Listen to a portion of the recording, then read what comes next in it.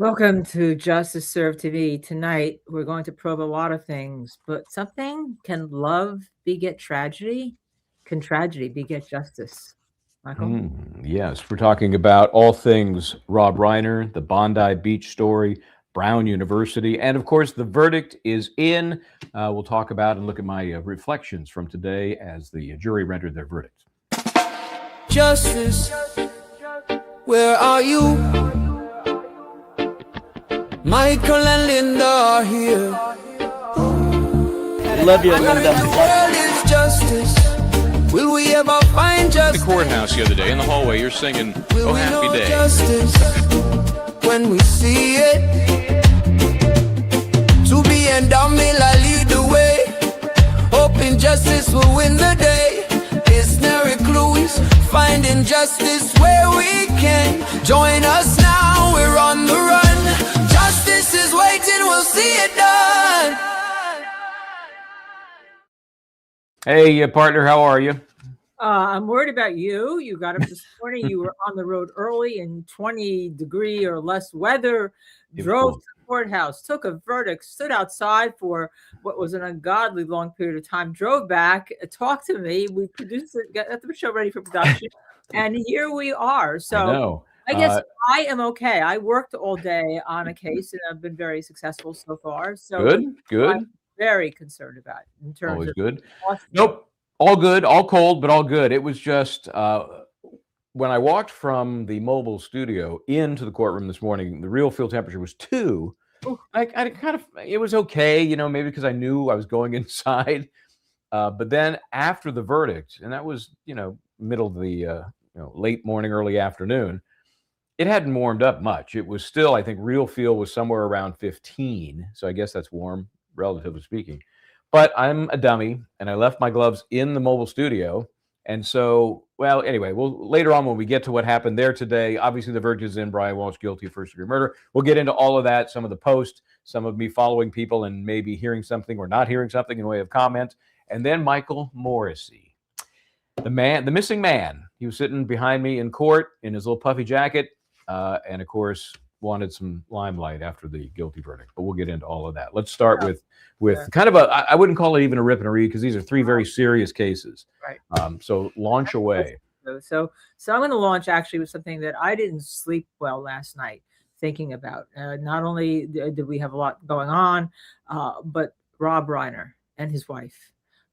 Just a tragedy. And I'm going to talk about it in this way. That's why I opened with can love beget tragedy? Can tragedy beget justice? Here is a man and his wife who love their kids tremendously, including their son, Nick, 32 years old, who has now been arrested for their deaths, according to what we have read on the internet. We can't confirm it, but TMZ always seems to have the scoop that their throats were slit. All right.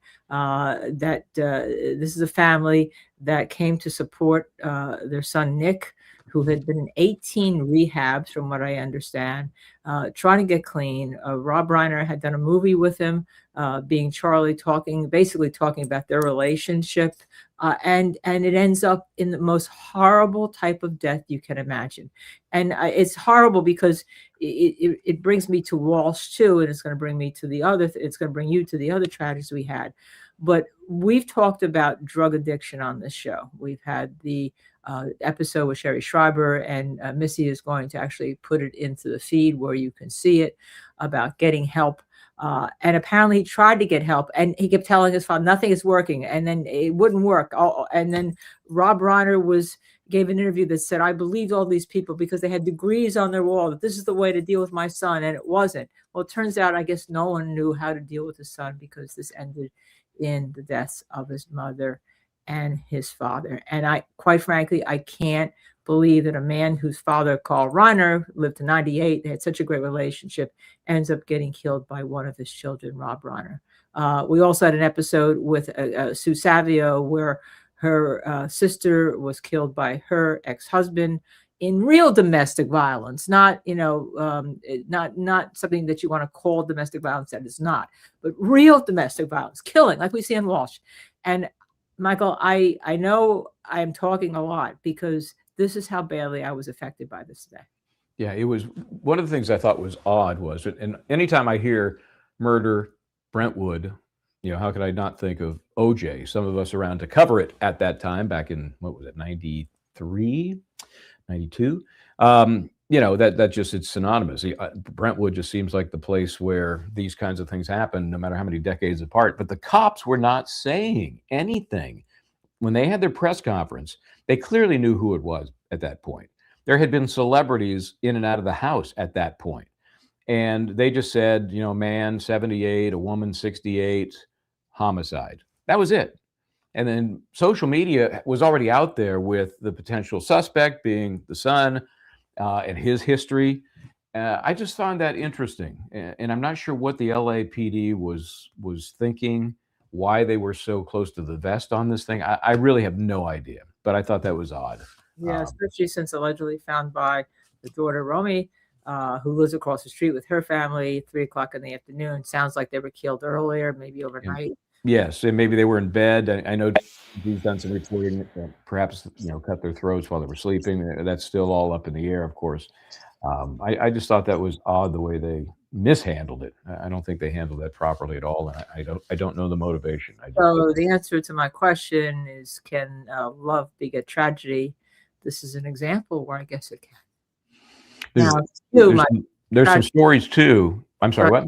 Can tragedy beget justice? I don't know. There were stories too that on Saturday night, if this did indeed happen in the overnight, Sunday into Monday, Saturday night they were at a party at Conan O'Brien's house, and apparently the three of them were in some heated argument. But I mean, these details will all become clear in time, of course. And clearly we know that they were struggling as he was struggling, and they were trying to help their son. So just brutally sad.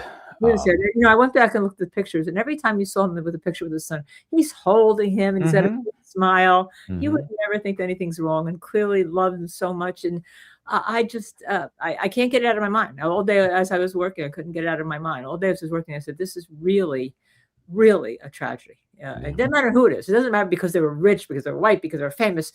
If it happened in any family, this is a tragedy. Joyce Mayharthy Spew says Billy Bush reported the daughter Tracy, I think it's Romy, but found them. Mrs. Reiner was still alive. She passed in the ambulance and told Tracy who did it. Oh my God, that's the case. Thank you for that. That is that's even more chilling. Okay, well, should we move on to the? Yeah, what a horrible 3 days. I mean, what a horrible 3 days. We have a great show, but it's about horrible things tonight. Well, I mean, we do true crime, and just sometimes even that is overwhelming. We compartmentalize, which is how we survive this stuff. Because you can go down a nasty hole with how dark some of this stuff is.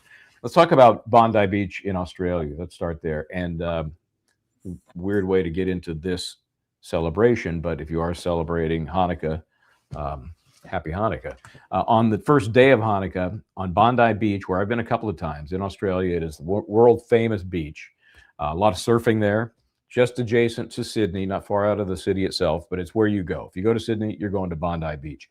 They were having an event that was connected to the first day of Hanukkah, and some crazy person and his crazy son, allegedly, just decided to have open season on Jews on the beach.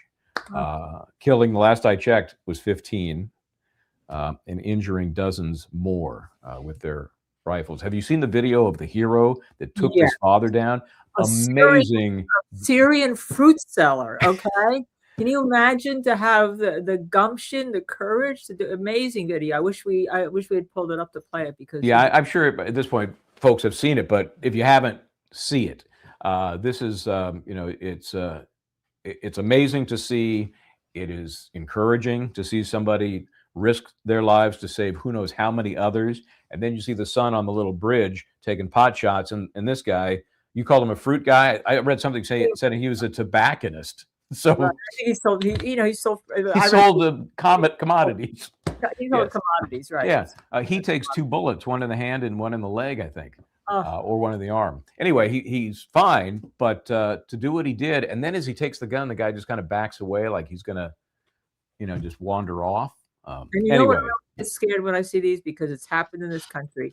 the hero who disarms the person, right, and is holding the gun. Then the police come and they shoot the hero accidentally because they're holding the gun. And then when I looked at it, I was like, oh, please, no, please, no. Yeah, and he didn't. I thought it was interesting that he actually kind of took mercy on this shooter, because he didn't even try to hold him down or tell him not to move. And you're right, he could have been mistaken for the bad guy. Luckily, that did not happen. So, but don't let that keep you away from Bondi Beach if you go to Australia. In fact, there will be an amazing memorial there now, I'm sure. It's just a signature beach in that part of the world, and summertime. So, okay, one more. Can we hand another happy tragedy? Yeah. Well, at the risk of overwhelming, one more. Brown University. We know now that 2 people have died, 9 others were injured. 1 is critical, the others are critical but stable. And I think there is 1 that actually was released. Here's the bottom line on this. And this was in a physics building that this shooter came in and started shooting. Still at large. I checked a few minutes ago, unless something's happened in the last few minutes. Still at large. They originally had said that, no, we have a guy in custody, and then he was some 24-year-old that they found 20 miles south of Providence, where Brown University is.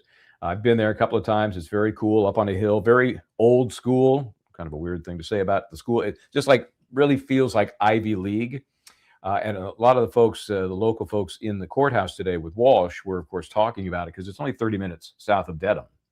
So as a matter of fact, the Patriots stayed at Providence while they were going to, I think, practice, if I recall. Yeah, I wouldn't be surprised. It's all very, very tight-knit little area there, because Providence, Rhode Island slops right into the, part of it. They have their own TV market, like WJAR is a big station there. But it overlaps a lot. And so these folks from Boston, BZ and others, they were, chatting about what had happened in Boston. Here's my problem with that. Bills, not the Patriots. Sorry. I just got corrected. Oh, you said Bills? Right. I said Patriots. Bills. The Bills stayed. Bills. Yes. Right. Thank you. Yeah, and that's kind of a triangle. Buffalo is a little further west, but yeah. Anyway, the cops did have a guy, and they didn't have a guy, and they still don't have a guy. And they kept saying, well, that physics building, it's an old building. It's an old building. I don't care if it's an old building. Here, here's a clue. Here's something for you. Let me donate this. Ring camera. It's a Ring camera. Here you go.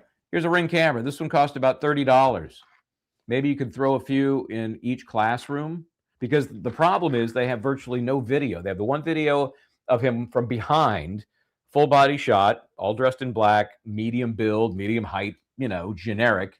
Then they just released another one where he's walking down the street, further distance away, but still not the face, black clothing. Maybe somebody recognizes his gait, his stride, maybe. But the point is, it's useless in the big scheme of things. And they don't have this guy because they didn't have cameras. Supposedly they had close to 1,000 cameras on the campus, but they didn't have cameras with this. I can't go out of my house anywhere, even up in the country. I got 5 or 6 of these. I even have a dog camera here in my office so that I can watch Tubi in case I leave. And I have a domino cam. We have one in the basement. And we have one in the great room. Of course. Where's our domino? So I just put this up because tragedy strikes so close to home. Lisa Van Sickle, G8T, my daughter's friend Michael was killed during the Virginia Tech shooting. This world is crazy. I'm so sorry to hear that. And everyone is touched by it, and that is what is so awful. That it's everywhere. It's everywhere. Right, here you go. Yeah, that was and the folks who are if you know Brown, again, Ivy League, very interesting school. Very, and I mean this in the nicest way, very crunchy, very, into, doing the right thing. Their classes, they don't even get grades at Brown. If you get into Brown, it's pass fail for the whole university. So they have very interesting perspective on privacy, and they don't think that the students want to be inundated with cameras wherever they may go, even though they're public spaces, So I think they might have to rethink that. Because a little bit. They had, they're first of all, they're told, that they're on lockdown for hours, which is right. They were hiding some of the pictures. There were some pictures of them hiding in the, the classrooms and the hallway. Yeah. that's okay. Yeah, we get for the poor kids. So- Tucker's 123. FBI offering $50,000 reward for the shooter. I think we have to offer a little more. You never know. Yeah. Good. And I want to get on. I haven't sent the note yet. I hate to telegraph because somebody will steal my idea. But I want to get Michael Easter on to talk about what they did is they're using some geofencing now. Yes. Which is their best way to find the cell phones that were active at or about that time. That's right up his alley. That's his thing. Yeah, that'd be perfect. And for people that don't know that the FBI could send a subpoena to Google or any of the carriers and say, here's this little fencing area, this little, Brown University, or maybe they could even take less and they go smaller and smaller. Who was using the phone at this time? Who was using phones at this time? Yep. And that's a great way to start, right? And so I think Michael Easter, unless he's working on the case, he should have some insights that I think would be amazing. So I'll work on that. I got a note here to follow up on that. Okay. So we're not on our two questions. Can love beget tragedy? Can tragedy beget justice? In our three things that we just talked about and what would have been our rip and read, I don't know the answers to the second one. The first one, yes, love can beget tragedy, but can tragedy beget justice? I don't know yet, Michael. No. Every case seems to play out. Some yes, some no. I would say that today's result in Walshe is a yes, although there's still a stink on it because of the way the DA, Michael Morrissey, handled it and the cops involved handled it. They still got their conviction, absent Michael Proctor, absent Uri Buchanan, and just some of the stink that came in through Guarino was sterilized. Harrison Schmidt, who was the Cohasset cop, who they made poster boy for this investigation, he was pretty clean. And they used him to get most of the information in. So, yeah. And let's talk about the real thing. No body in this area of geofencing and cameras and good investigations. What was we talked about? What was she wearing at the party? Were those same clothes in the house? Where did he go? They did, and on appeal, there's still an issue about whether the search is in is good law. Yeah, that's going to be number one. We knew that was when they allowed all of these searches in. And what we're talking about is the consent searches to the different devices was, let's just say, liberally construed or expanded upon by law enforcement to the point where defense said that's got to go. That's fruit of the poisonous tree, that they exceeded the authority of any consent search or search warrant. And Judge Frenair said, denied. It's all coming in. And I knew she'd find a way. I don't know if it'll stand up on appeal, though, but it was in. And if you remove that information from the discussion, okay, we don't have any of the dumped bags, both on video and just by testimony. None of that comes in. None of that. I don't know if that, maybe the search and the searches, they would have all come in. Those were not the same. As far as I understand it, it was mostly location information. And those searches were brutal, because you can only argue so strongly that all came after the fact. She was already dead. And other than the ones about divorce, which predated the murder or the death, everything else was, how do I get rid of the body? How do I do that?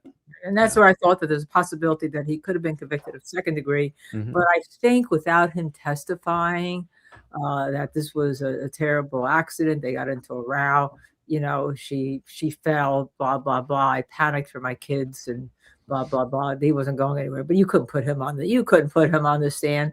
Let me do my hair as I'm buying all these accoutrements. It's my little boy here. Well, I always say, cut the wife up. People disagree with me. There's no evidence he chopped her up. Well, he's buying a hacksaw for a reason.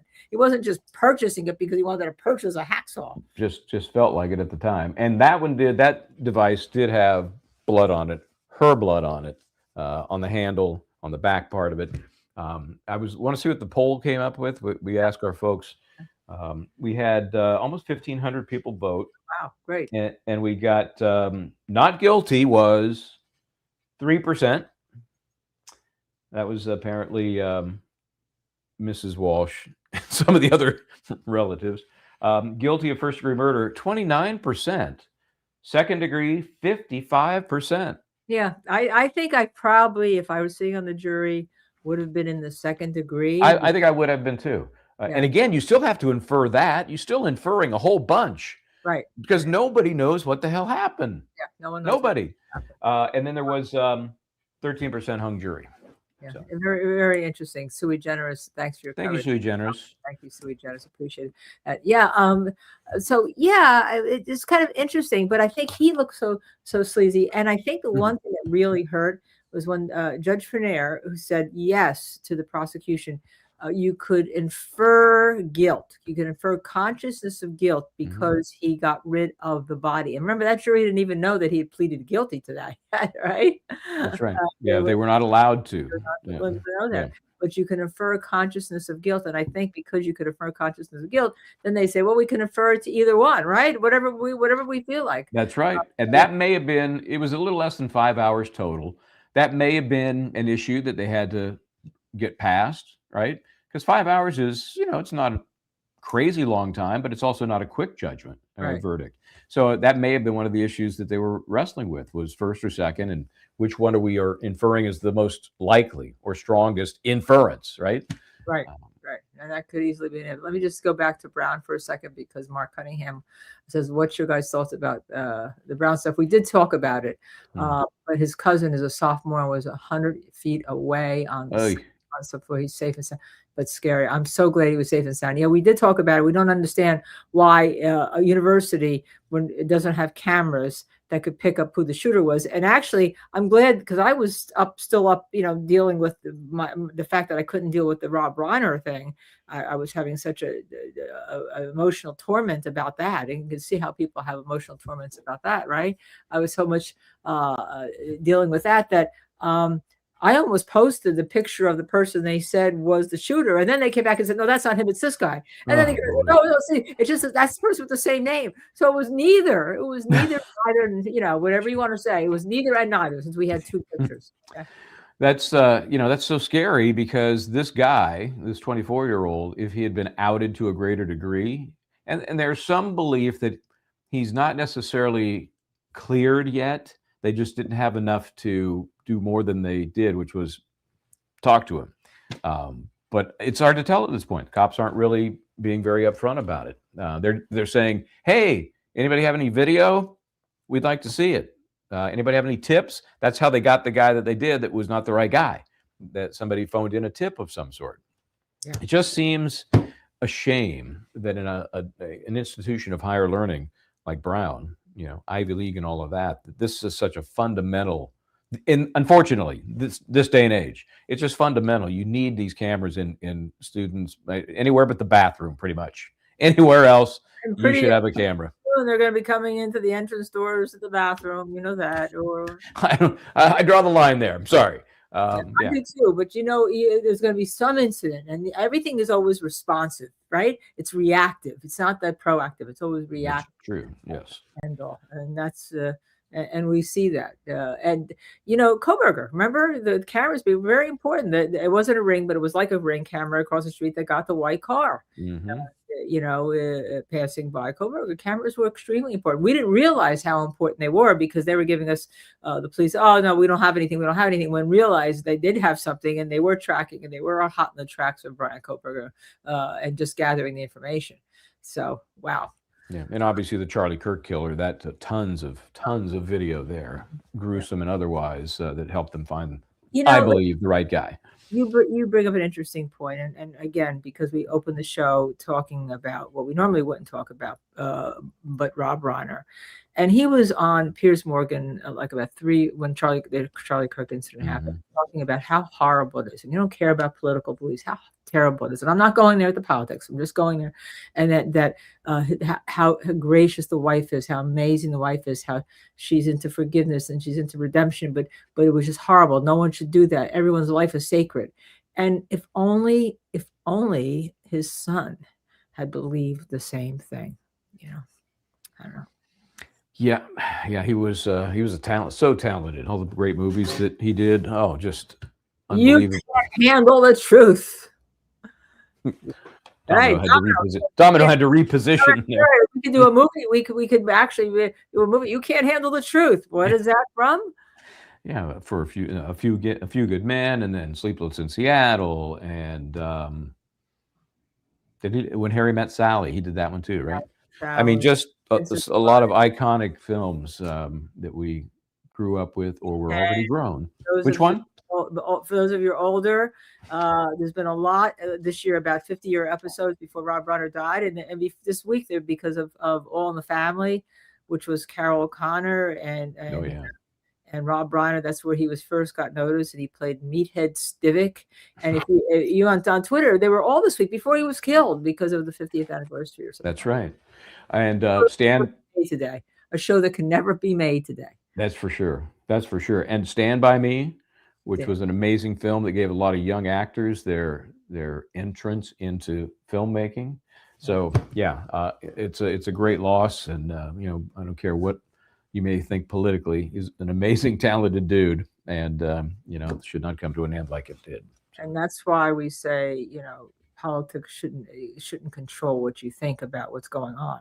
And yeah, those horrible people, racist people in Australia, who just took people's lives for politics, for racism, whatever it is, for Yeah, they apparently have a horrible problem in Australia with anti-Semitism.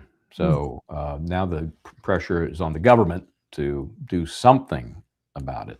So they don't. It's not like it's an enclave for the Jewish people in Australia. It's a pretty small number. So sad. Yep, he was. Rob Reiner said it was his favorite movie. So what's that again? He said Stand By Me was his favorite movie. Yeah.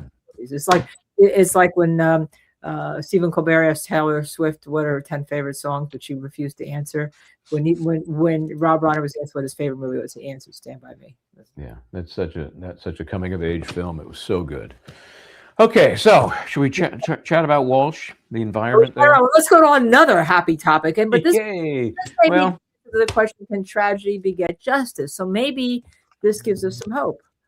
Could be, yeah. So I get there this morning about 8:30, right when they opened the doors. Nobody was really there, not too many. Matt from Court TV joined a little bit later. Then there were the local folks that were there.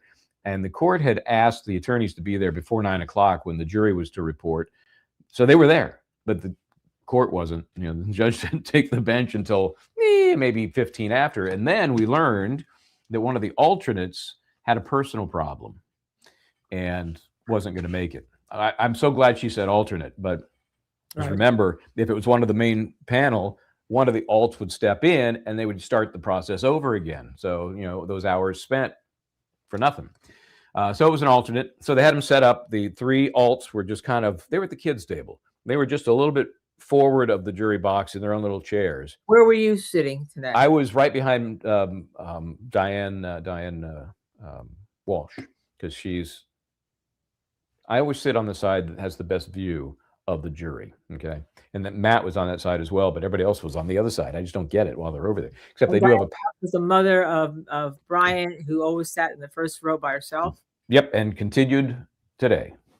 She had a lot more conversation with Tipton and with Ms. Porges too, trying to keep an eye on what was going on during the deliberation. They did another hour and a half at the most, so a little less than 5 total. And you know, it was pretty low key in the courtroom, in the hallway. I actually wandered around for the first time in a while. I've gotten to know one of the clerks there pretty well. And I went up the stairs. Turning right is where courtroom 25, which is the scene of the Karen Reed crimes. And then the main courtroom. Or Sacco and Vanzetti. This case, the Walshe case, was in the main courtroom, twice the size, maybe even more than courtroom 25. Then you can go to the left, and there's another little courtroom almost. I'd call it a hearing room, but it is kind of a baby courtroom. And this clerk was in there, and I just looked in. I said, I've just never turned left when I've come up the stairs before. So I got a second. I'm just checking things out here. And then I got in trouble when I went downstairs. They told me to stay off of that side of the building. It's open, really? But they have jurors wandering around. Okay, all right. I said, perfectly understood. Not necessarily for the Walshe case, just other cases. There's other stuff going on. Were you wearing your press pass? Of course, yeah. Matt gave me a hard time about that from Court TV. And he said, "Oh, you look so professional." I said, I get used to this because if you're in Manhattan and you don't have your thing exposed, they will kick your ass out of there faster than you can explain it. So just by habit, I just wear my little collection of passes. So anyway. Hi, Matt. And I also, you know, I don't like to sandbag people, you know, because I could be just chatting somebody up and they might just open up in a way to, but if they know I'm press, and I don't want to, I'm not looking to, confuse anybody and fool anybody. I'm press. If you want to talk, great. If you don't, great. I'm going to be friendly either way.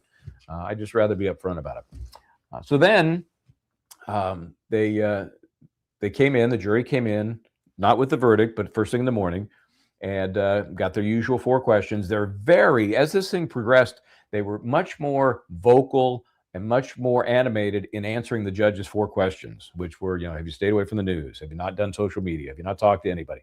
Done any research? And I'd say 2/3 of them say yes out loud, and the others nod, and she will make eye contact until she gets one or the other from you. That's Diane Frenier, the judge. Yeah, the judge, she wants to either hear it or see it come, like with a nod. And so once she's satisfied, then she shuffled them off, and about 9:28, they went back to work. I would point out to everybody that Michael Bryant and I, when we talked about this on Friday, we said the juries normally have a Friday verdict. If they don't have a Friday verdict, usually they like to sleep on it, especially since they only deliberated for 2 hours on Friday or so. Really, when you come down to it, 2 o'clock is really when they... It was hard to tell whether lunch was included or what. Yeah.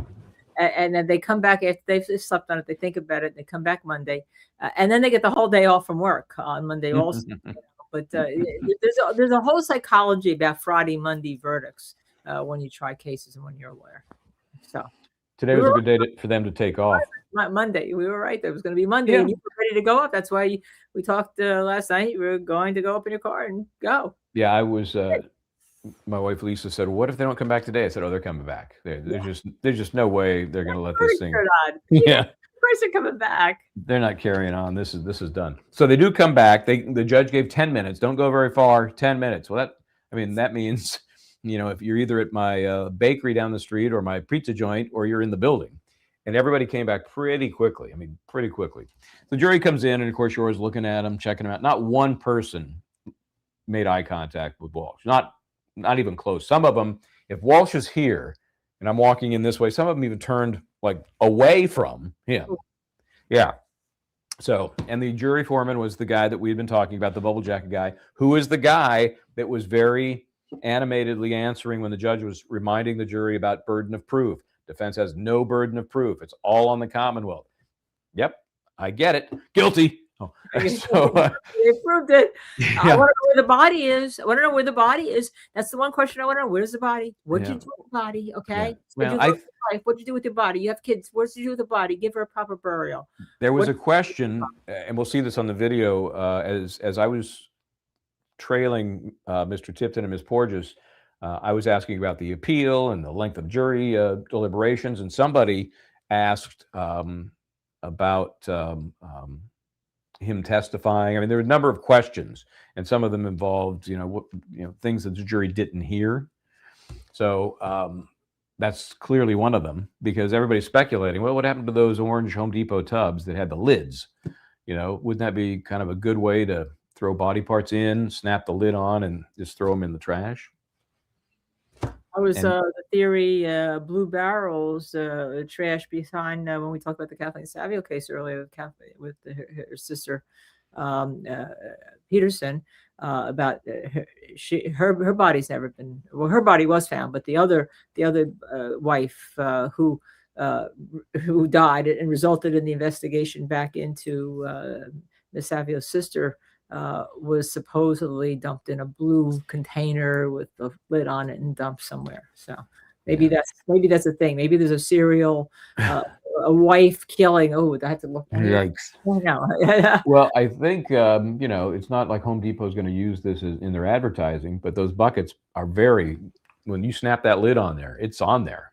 So I think in this case he got so lucky, and obviously in the end it didn't work out so well. But the fact that none of those buckets were found, who knows how many places he dumped things where they picked up the trash and didn't find those buckets, because they found a lot of stuff, but no body parts and no bucket. So. Right. Not even what we were led to believe, which was the bone chip. A bone chip of the skull on the hacksaw found in the mother's dumpster. One little piece in there, and then there was a cut on his hand. Anybody who's ever used a hacksaw on anything knows it can jump. It'll catch and jump. I've dinged myself up many times, not cutting up anything as crazy as a body, but just, anything, it'll jump off and, And Band-Aids, Band-Aids. a bad investigation. Where did he leave the body? Okay, I mean, before it's, what the prosecution really didn't fill in any of the blanks. I mean, when you think about it, right? No. None of the blanks are filled in. This is like an impressionist oil painting. If anyone has ever been to Paris and you go to the Louvre, Yeah. or you go to one of the other museums and you see all these beautiful French impressionists. And the impressionism, just so you all know, is done with these like little dots, little lines, and all, and your eye fills in what's not there. That's why it's called impressionism. Impression leaves on your eye. Very good. And so it let the jury really had a picture being with a lot of little things that had to be filled in. Like they'd take a step back and see if it could come into focus somehow. I think it was two things. I think it was the searches, even though arguably all after the fact, right? I mean, that was huge. Right. And just common sense saying, come on, who's not going to call 911? It's just such a ridiculous thing to believe. Also, the attorney opened up with the fact that she was found dead in bed and all, and then never went back to it. And that sometimes that can not hurt you. Sometimes it can backfire. We had done that in a case where we had said in one of our murder cases that our defendant was going to testify, and then had to get the closing, and the counsel who was giving the closing had to say, look, we promise you that, but when we listen to the state's case, you have all the information that he's not guilty. You don't need him to hear from him, right? But in this case, I think this was so bad in the way it unfolded, and I truly felt that second degree was much more logical. But I knew they could get to first if they wanted to. Why not put him on? What do you got to lose? That's what you did say that, and they can get to first because of the motive dealing with the affair. Oh, it could be crazy, but what do you got to lose? And their verdict confirms that. Of course, you can't really look in the rearview mirror as defense counsel and say, well, you're going to be convicted anyway, dude. You might as well take the stand. But as it turns out, he was. And if maybe they would have come back sooner. I don't know. But, it would have been very interesting to hear him answer questions like, where's the body? You admit to disposing of it. Where is it? Right. Where is it? Well, the same. You know what I want to say to him too? At least in the Troconis case, who's the killer? Who's the husband killer in the Troconis case?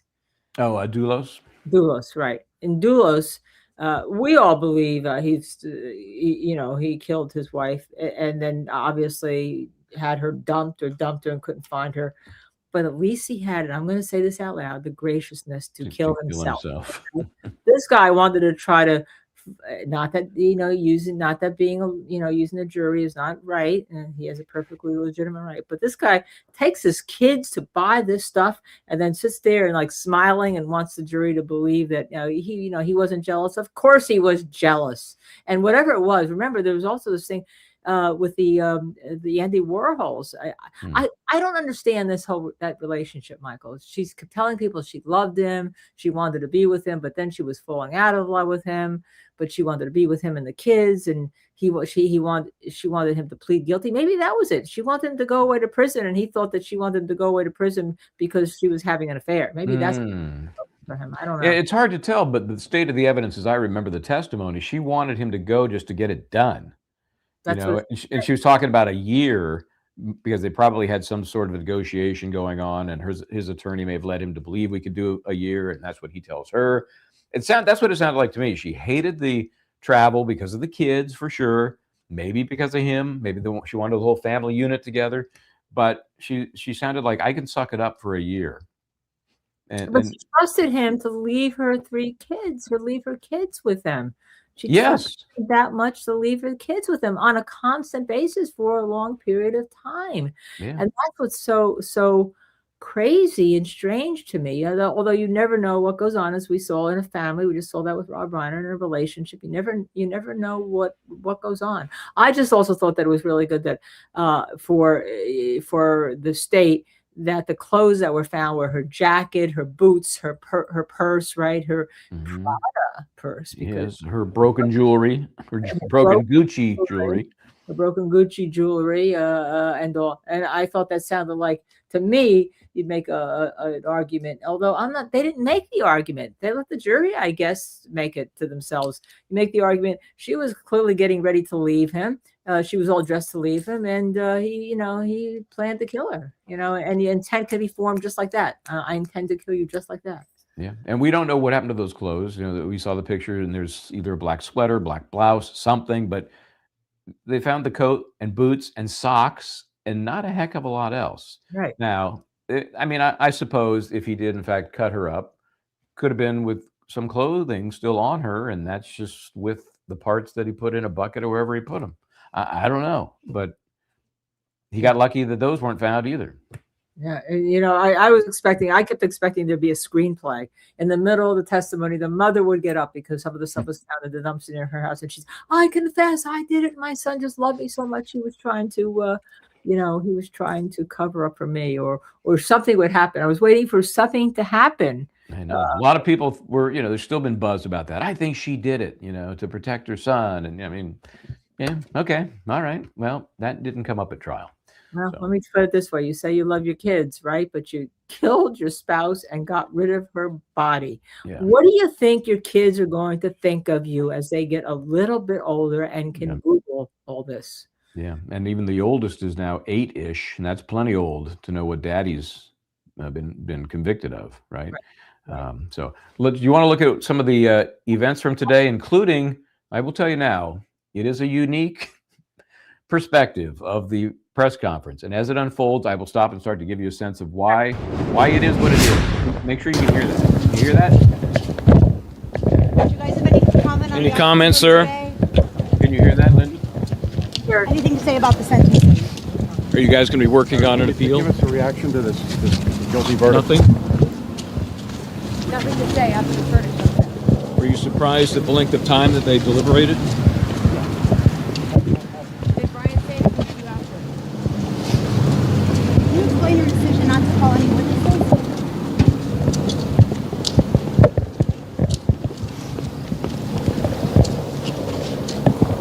Attorney Porteous, anything from you? Okay, so they're taking shelter. I was asking questions of Attorney Porteous because she was right next to me, but I didn't quite have it framed up very well. But because you're a voice actor, you have such an incredible voice that it's above everybody else. We can absolutely hear you, even though we couldn't see you. I know that I'll be in one of those scenarios and I'll just say something and people like turn like, what the hell? It's just weird. Like, it's like, there's somebody, what's going on here? So they disappear into this room. Now, while I'm following them, I needed you today, LKB. While I'm following them, I turn back to go back toward the courthouse. Oh, wait, what did I say? As close to no react as we could get. Okay, that's as close to no react as we could get. Yes, I'm used to that, though. And so while I was doing that, others with some of the local affiliates were putting their microphones on the mic stand right across from the courthouse. Like I said, I needed the team. The team there. I'm sorry. I was really working very hard. I have 2 cases this week. I understand. Just giving you a hard time. I would not be saying, "Hey, go out in the cold and put the microphone on the stand," would you? No. Okay, so thank you. I'm Michael Morrissey, the Norfolk. There's the man. Oh, he was in court. Did he ever answer me this in either of the 2 Karen Read trials? Did he ever make an appearance in court or after on the stairway? No. Okay. No. But there he is today. I'm Michael Morris. I'm the DA. And he was sitting there before the verdict was actually read. So he was there basically, banking on a guilty verdict. Where were you in relation to he? Right behind me. Like, here's Mom and here's Morrissey, like literally sandwiched between the 2 of them. Because I was just turning around with, it's like I had not seen him in the flesh since the Father's Day parade. When I saw him walking down the street, and it looks more like one of the floats in the Thanksgiving Day parade. But anyway, so there he was. He has like a Christmas tie on, really inappropriate. And so I will start to continue this so you can listen to what he says, and then we'll see a very interesting perspective on this interview. District Attorney, and with me today, just standing behind me, some of the most important people in the event you witnessed over the last few weeks and couple of years. I have members of the Cohasset and State Police, as well as my trial team, are with me today. Did an outstanding job. I would be remiss if I didn't thank the jury. This is a very difficult case from the beginning. Take time out of their schedule to hear such days of evidence, complex evidence, and a difficult case, and to come up with the decision they did.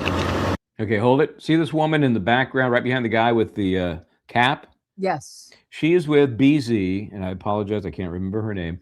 She was also on the hunt with me to the defense counsel, right? So now she's catching up, but they've already got their BC cameraman and microphone on the stand, okay? So. Without the jurors, our system doesn't work, and my heartfelt thanks to each and every one of those who participated and the alternates who were chosen as well. I'd like to thank...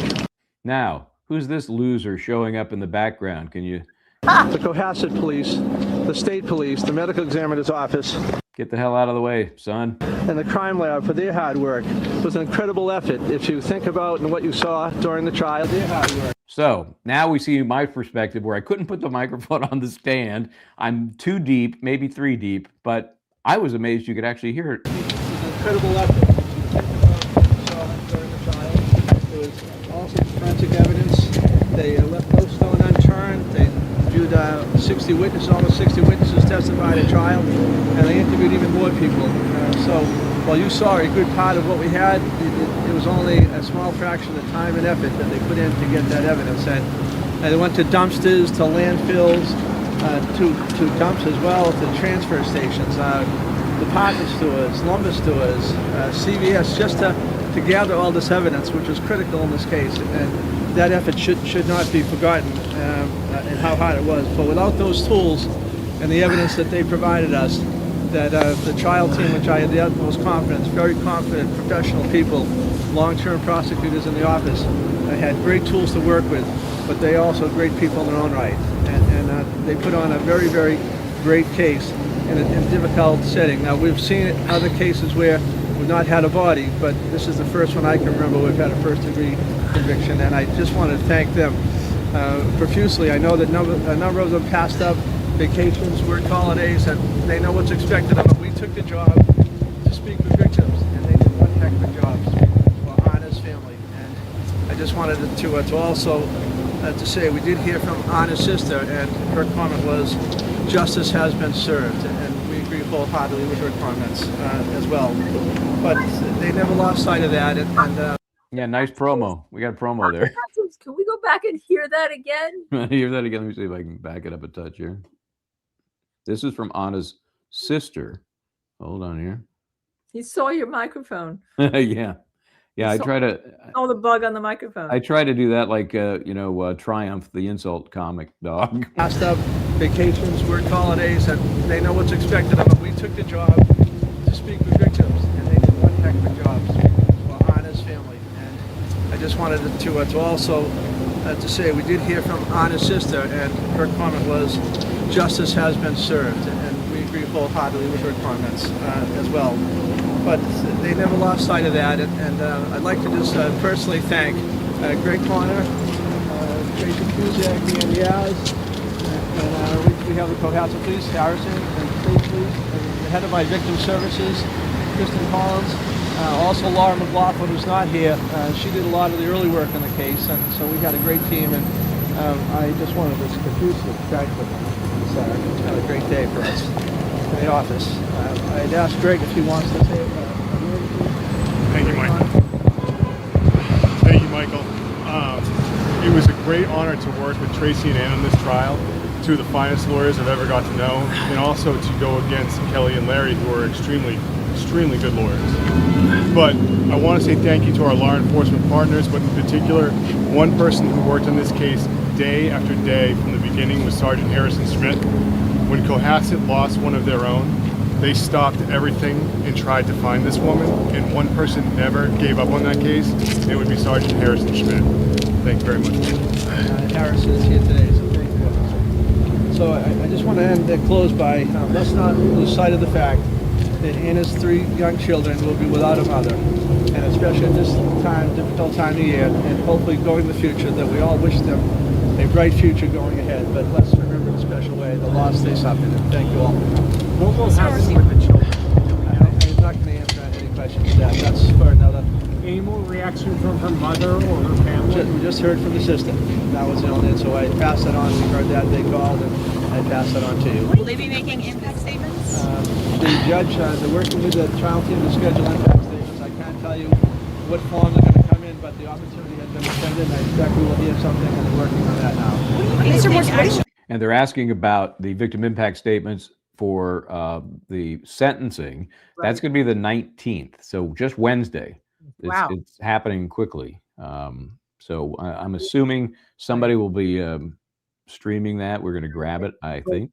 Thursday is Thursday. Friday's the 19th, isn't it? Oh, it is. Did they say? Oh, they were talking about Wednesday and Friday. Did they say the 19th again? Yeah, but you know, you said the 19th because there was some indication that the judge had been waiting previously with about the children's victim impact statements. Right? Yes, and she wants those ahead of time. That's right.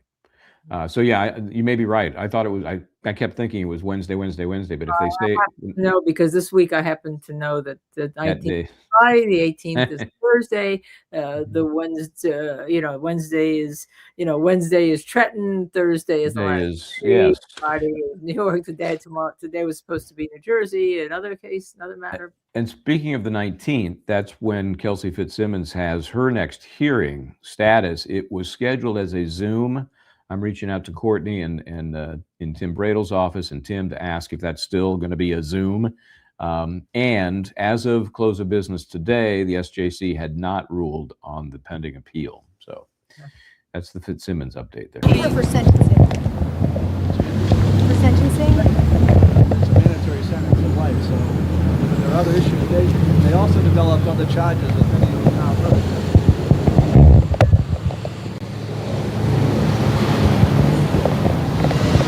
I'm losing. Mr. Morse, do you consider this a win after the Kennedy trial? Actually brought Mr. guilty. You have no body, circumstantial evidence. What do you think was the strongest part of the case that convinced the jury this was guilty? I don't think there's any one thing. I think it was the combined effort of working together with our law enforcement partners, the ME and other professionals. The work that was done on forensics, I think, was important. But actually, without that, and without people explaining it to children, we'd have nothing, and I think they all did an awesome job. I just want to say one other thing.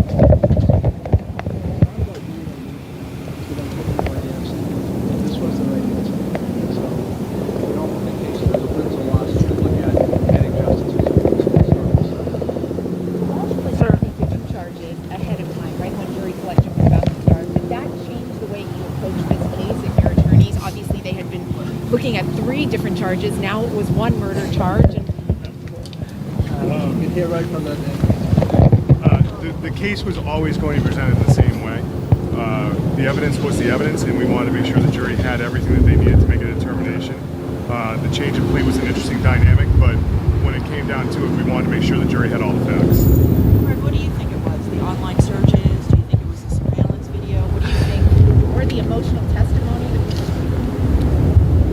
I can't tell you. That would be a question for the jurors. We tried to give them all the information we had. We had it from multiple different factors, whether it be surveillance video, the text messages, the internet searches. But what we had was a very thorough investigation that gave the lawyers in this case an excellent chance to try and give the jury what they needed. Were you surprised that he didn't testify? What did you want to ask him on the stand? You don't have enough time for that. I think that's probably better unsaid. But were you surprised that he didn't? The judge was. I think it's always up to the defendant to make that decision. I think it's the hardest decision the defendant can make. And so I'm sure he put a lot of thought into it. We were prepared if it's fine. We had a number of questions we wanted to have answered, but we understand it's his right not to. So the question. Yeah, over the past couple of years, a lot has been made of your office and the handling of different cases. Do you hope what happened here today restores some of that perceived lack of faith the public has? I don't know. One loss of a high visibility case determines what happens in our office. We handle cases all the way from the bottom to the top. We treat treat them all the same. There's no such thing as a single important case. This was a critical case, and you saw on display some of the smartest people, some of the toughest workers and investigators who have always been with me. So I think that you know, sometimes you don't like what a jury has to say, but that's our system of justice. You present a case to a jury, and you have to abide by. At least I do. I took a constitutional oath. So I would just say today, I clearly are much happier with the outcome today, and I'm very happy with the work that was done by the professionals who work both in law enforcement and the district attorney's office. And really, I couldn't be happier. So a lot has been made of you personally, obviously, over the last couple of years. We haven't really had a chance to hear from you. How have you been doing, and what does this say today? Well, the good or bad news is, having been in our office for a number of years in politics, unlike my time on Beacon Hill, I get to speak out. But many of you know that now as a district attorney, that if I speak out, that I interfere with an individual's right to a fair trial, then that obviously weighs heavily upon me. So Oh yeah, remember what happened before Karen Reed? Right. Talking about speaking out, it was like he was, you know, the PR guy for the law enforcement. Who asked that question? That was really interesting question. I can't picture who was there. I can't picture on that side who it was. Now free to speak today on this trial with some limitations, and so not hearing from me, obviously, then I don't want to tip the jury or tip the scales and let those cases go forward without putting the thumb on the scales of justice. And you know, I took the job to speak for victims, and we focus on victims, and that's what I'm going to continue to do through my tenure. So I just want to thank you all. I know this is, you know, a long period of time, and we have to come to the courthouse. We do have some calls to make and try to reach out to some other family members and some other people, but thank you all, and hopefully it brings to a conclusion a very sad chapter in the history of Arnold's family. All right, so you did a great job with the Morrissey. You know, what I wish I had done, I really thought, I know better now, that microphone, I thought that's not picking up anything. I was like 5 feet away. It was everything. Where was it was okay. Where was your camera? It was right here. Were you holding it? Oh yeah, this frozen hand and this frozen hand, kind of like this. And then at a certain point, I can't feel my hands. But I didn't think, I was going to ask you a question, but if I couldn't record the answer, because I really thought it was useless, then it would be kind of weird. But now I'll know going forward that even from 5 feet away, I can get decent sound. So yeah, no, you had pretty decent sound, but we have to work up something where you don't have to hold your camera. Well, you know, it's just I'm on the move there. There's no other choice. There's just no other way to do it. I mean, I have a what are those things called? I can't remember. It's got the gyro on it. I hate them. The gimbal. I hate it. It's not nearly as, my hand is just fine compared to that. So. Yeah, but you were freezing. We could tell. Well, that's a difference. That's you could hear you breathing on it because you were freezing. But I don't know if it was me breathing or just the mic. I was moving it around, or I'm not sure what it was. But I felt your cold. I felt you being cold. Once again. Being cold.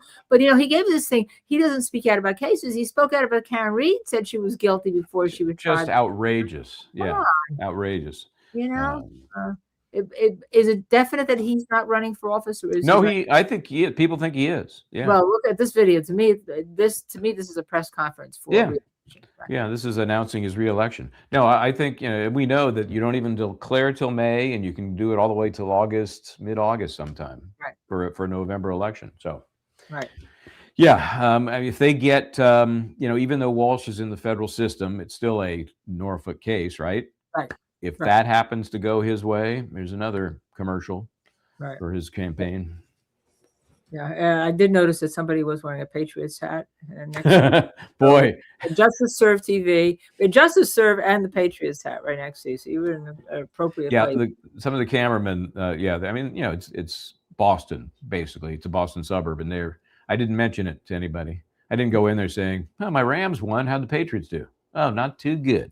Well, I felt for Larry Tipton. I think Larry Tipton did a terrific job. I think he did an amazing job, and I told them off the record that I think they did a great job. You know, because luckily, as an attorney / commentator, I don't necessarily have to stick to just, you know, what about this? I can be real with them. Fellow attorney, respecting their work. Okay, I am going to answer this question. Okay, this just popped up in the feed. Linda, it says you, so you should answer then. I respected you, but you defending 80, not a good look. Very good look. I'll tell you why. It has to do with the First Amendment. And just as you have the right to come on my show and say this, actually you don't, because I'm not the government. I could delete it, but I'm not. I'm going to address it, okay? I'm letting you say that because I really believe in the First Amendment, all right? And you're going to be surprised, I'll guarantee you, because when I take a case because I believe it's a winner. And so why don't we, next time we talk about this case, we'll see whether you have the same opinion about whether the First Amendment should be right or not. I take issues, and if the issues happen to involve people you don't like, usually that's what it does. When you're a defense attorney, people usually hate defendants. But I believe in the Constitution, I believe in the First Amendment, and I believe in this case, which is why I took it. Good for you. Yep. And I believe that the more I disagree with what you say, the harder I'll fight for your right to say it. That's right. I mean, people call me all sorts of things. I'm going to give you the thing. Thank you, Tracy, LS, or is that L5? Hold on. Let me get your name exactly right here. Since you're complimenting me. LS, yes, thank you. Appreciate that. Somebody put meta glasses for these interviews. Do you think that would help? What's that? Meta glasses, the glasses that are coming out, or the Google glasses. Oh, interesting. Yeah, I don't know enough about the quality of them yet, if they're that good. But they're certainly interesting. Yeah. There you go. Joy Schmehar. She's on it. Thank you. No. Is that a new Joy Schmehar, the spew? Is that a new one? Without defense attorneys, the country doesn't run. Without defense attorneys, Karen Reed wouldn't have been acquitted. Without defense attorneys, John Quincy Adams, and all, they were lawyers and took people that were hated. Look at everybody who's been wrongfully convicted over the years, right? They were hated in their communities. The lawyers were hated for taking them in their communities. But guess what? Without these lawyers, you wouldn't have known the truth, right? So I think we have to remember that. Yep. And it's an adversarial process, and that's the best way to find out the truth. Right. So, all right. Let's see. What is this? I'm actually scanning a couple. While you're scanning, I asked 2 questions coming into the show. I said, can love beget tragedy? We know that it can. Can tragedy beget justice? And hopefully we're learning that it can also. Okay. And here's a product review from Lindsay Bay. Excellent quality. I have 2 pairs. Why do you have 2 pair? Why is that exactly? Why would anybody need 2 pair? Come on. People should talk to us. Maybe we could, by the way, for our members, we're going to be doing, as soon as I get Paul Stark, we're going to be doing a very interactive discussion about who killed Stephanie Vilko out in Oregon. All right. And so maybe we should do an interactive and people talk to us about the Meta glasses, how they feel about them, and the Google glasses, and see would they work in these press conferences to educate us about that. Scott was sad that he didn't go there. Sad or upset, but he could have had a nice little signage behind Morrissey. That would have been funny. Okay, here we go. So we'll see. I'll regret taking this case. I take issues, okay? And if that is just to be the case, we'll talk about it. I don't know who LG04381, because you don't identify yourself as to say who you actually are. A lot of people we say, but I don't think so. Well, and that we may learn something new in that case this week. Who knows? Who knows what might happen? I'm not going to comment on the specifics of the case. I'm just commenting on the concept. I get it. I understand. This is the follow-up to the Meta. You have two a year or so sunglasses and regular. Oh, well, la-di-da. Those are not cheap, are they? Aren't those Google pricey? But I guess the question would come: can they stream into a TV network? And we know they can record. Could they do a stream? Be interesting to find out. That's very interesting. Yeah, if you could somehow connect them to a platform. Could be. I'm sure since they're Meta, then they will have to be something owned by Mark Zuckerberg. Yep. Okay, did we get this one in? Whoop, it disappeared. Where'd it go? There it is. Now it's disappeared again. Why does it keep disappearing? Kimberly LX4CE, new YouTube member. Thank you so much. Appreciate that. Thank you, Kimberly. I think you'll find that our memberships are very loving. They're growing, by the way. big time. All right. So if you want to become a member, I know it's for the lower membership, it's $2.99 a month. But for the moment, let's talk about be a subscriber, share, like, and notify, right? If you subscribe, you can participate in the chat. You get to say things, freedom, you get to speech as long as one of our moderators decides, no, they don't want to. Okay. Okay, $3.99 plus prescription. Hold on a second. Are you the, let me hold on a second. Go back. Are you the Genduso? They said they are Leah Genduso. Are you the Genduso related to the Genduso who was the state police officer who Aiden ended up getting terminated? Genduso, are you related to that person? Because I had to pull those articles for various reasons, and I pulled all that. I've pulled a lot of articles that Mr. Carney has written upon in the 7 years that he's been on YouTube. So answer me that. Are you related to that person? Because that'd be an interesting concept. Okay. But thank you for say you are related to that person, because gives me some information. Okay. All right. More on the meta. Yeah, landscape is fine. I mean, we got into such a vertical, shorts, Instagram world. Yeah. Landscape is the way it should be. That's the way we see anything of substance. Everything else crammed like it is, it drives me crazy. And we do shorts. I do shorts. I only do it because I'm required to do that for YouTube. I would do it landscape every time. There's just no reason not to. Okay, that's all I got on that. We'll have to take a look at that as a possibility. You never know. You never know. All right then. So speaking of the member thing, I don't know if we're going to get a chance to do it this week. Maybe I'll bang out a couple at some point. I know you have a busy week, but what we've done last week, and I did it the week before, worked out great. We do members only during the week, and then we just repurpose those on the weekend for everybody. So let me give that some thought. There are a couple of things that I want to chat about that we might do for the members. So stay tuned for that.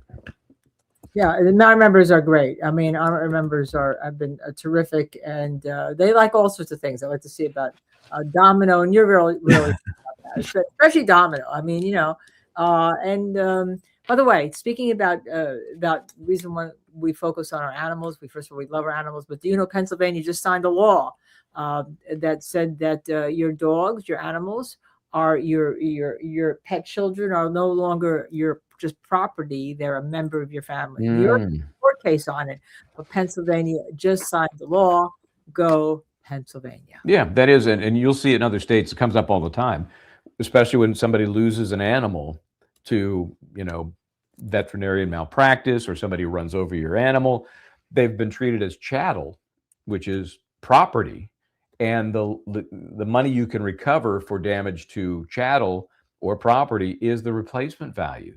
So what if you have a mutt, right, which is great, replacement value is what, $0, $10? You go to SPCA, $50, you get one. So your damages will be limited. By putting a more personal definition on your pet, it opens up the damages issue. Obviously, you don't want to lose your pet for any reason, but at least it's better for the law to say, oh, that's a loved one in your family, and let's compensate you accordingly if somebody wronged you in taking that animal's life. So I like that. Right. So, okay. I know we're just scanning through stuff.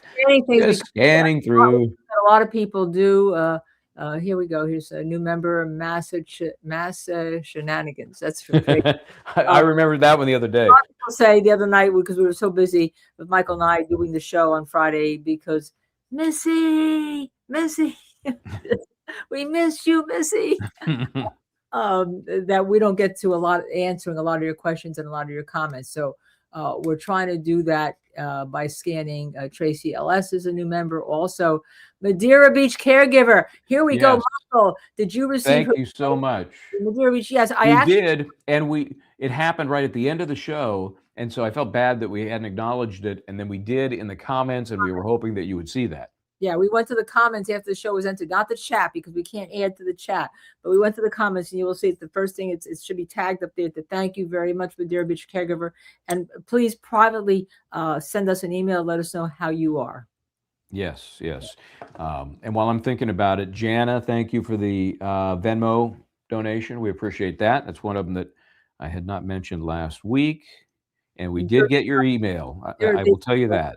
Is a hospice nurse and very important to me. Missy's lighting a fire. I don't know if that's to burn us or a holiday spirit. While we're talking about Madeira Beach Caregiver, in our poll, she had said that, hey, I'm not getting notices all the time. What's the deal? And that's a YouTube thing. Right. And it was and somebody else said, hey, me neither. I'm not getting them either. And I know all my switches are in the right spot. Right. Well, let's just say YouTube is an inexact science. And, right. Maybe change your settings and put them back again, maybe just reset them. But we hear that happens. And we also hear that people are being unsubscribed. Maybe they don't like us and they're unsubscribing. You have the right to do that. I get that. But I think people are being unsubscribed without any sort of input on that. Right. That's what's happening. I think. So check your check things. And like today you were on with the verdict. And I don't know if any of you got notification that Michael was on with the verdict. So we did post a link to it so that you could look at it and review before you review the show. But we thank you all. So hit that subscribe again, like, share, notify. And also if you decide you want to become a member, talk to other members. I think you're going to find out that they actually love it. Yes, YouTube does unsubscribe people, but we love our members. And the reason why we're able to do this on YouTube is because we do have a little bit of freedom of speech. Right, Michael Bryant? I like that. I like that a lot. All right, then, partner. Coming up this week, Serena Townsend will be on. We'll be talking Luigi Mangione Wednesday for sure. And again, on Friday, we got all kinds of things going on. Potential for the Kelsey Fitzsimmons hearing, which may or may not at that point have some good news from the SJC. I hope that they're conscious of where we are in the year, where she is now after, is it 14 weeks in jail in Chicopee for the violation of the bail agreement. They have a chance to do the right thing, and I hope they do. And tomorrow night, I think we're going to look at some of the commission, right? Yeah. Oh, that's right. In the Sandra Birchmore case, we thought we would take a look at this. The disgraced former law enforcement officer Devine, who I think was a captain or he was high up there. He's implicated in the Sandra Birchmore case, has not been charged, but had lost his job and went back to the commission to say, I want my job back. And what he has to say about Sandra Birchmore and that situation is outrageous.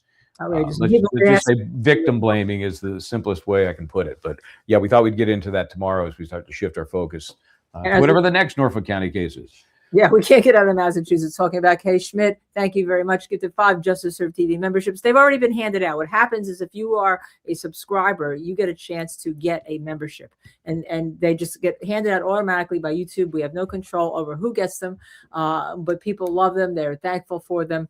Again, because for some people, $2.99 a month is a lot of money, and we really thank members for having other members come on in. And then we find they tend to stay because they like that community, and we keep trying to do a little bit more for them as much we can, but we also try to keep you on top of everything that's going on along with doing our own cases, because one of the things Michael and I bring to you is that we're active attorneys. We know we've tried cases, we're trying cases, we take cases, we have practices, and so we can talk to you generally about how we feel as lawyers about a case, not just commentators. All right, then. Let's do this again tomorrow. How about that? Okay, 6 o'clock. Okay. Did you tell everybody to like and subscribe? Yeah, over and over again. Subscribe, share, like, and notify. Please. And try to do the right thing.